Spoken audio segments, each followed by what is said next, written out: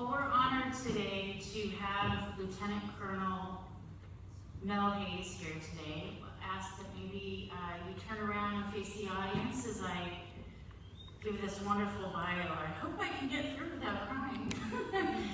All right, here we go.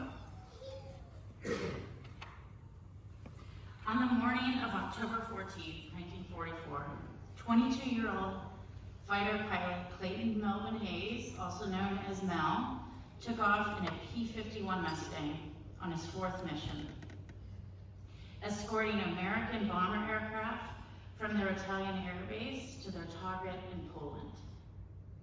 The American pilots hadn't reached their target when they spotted German Messerschmitts, the 109s in the distance. The Hun went out on the call over their radios. The flight leader ordered them to drop their excess fuel tanks so they could fly faster. One of the pilots above Hays hurriedly jettisoned his auxiliary fuel tanks to make his plane more maneuverable in the event of a dogfight. Unfortunately, it hit Colonel Hays' windshield and then took off part of his tail. Hays' plane went to the spiral at 27,000 feet. He had joined the Army Air Corps 3 years earlier. He was skiing on Mount Hood the day they bombed Pearl Harbor, and days later, he drove to California to enlist. He took the flight school exam and eventually graduated as an instructor. He then put his name in for the lottery to be sent to Europe and won. 6 days before he left, he met Virginia Pollock. They were engaged 4 days later, and he named his plane for her, Ginger. On that fourth mission, he was wearing on his pinky, as always, the onyx ring that Virginia's mother had given him before he left. As the plane continued to spiral, he struggled with the stick and pedals, finally pulling out of the spiral, and found that he could control the plane at exactly 165 miles an hour. With the stick hard right, he flew hundreds of miles to the closest runway. Topsail was the radio call for the island of Vis off the coast of what is now Croatia, the only island in the Adriatic Sea not occupied by the Germans. It was the base of operations for the Yugoslav partisans and a hideout for their leader, Tito. A partisan is a member of a domestic irregular military force formed to oppose control of an area by a foreign power.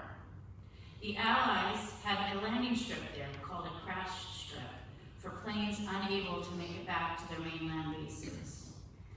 Colonel Hays radioed to the V's and told them he wanted to bring her in with the wheels up.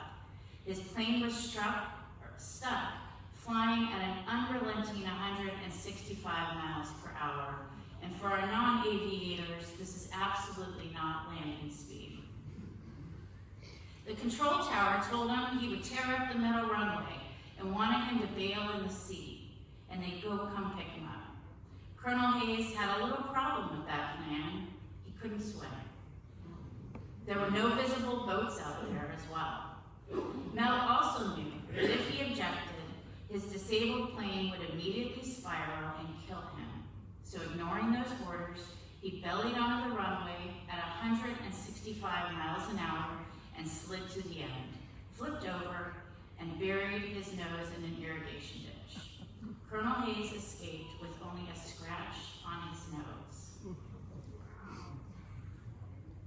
He stayed only 2 days on the island, lodging near the dock with the American captain in charge of the strip.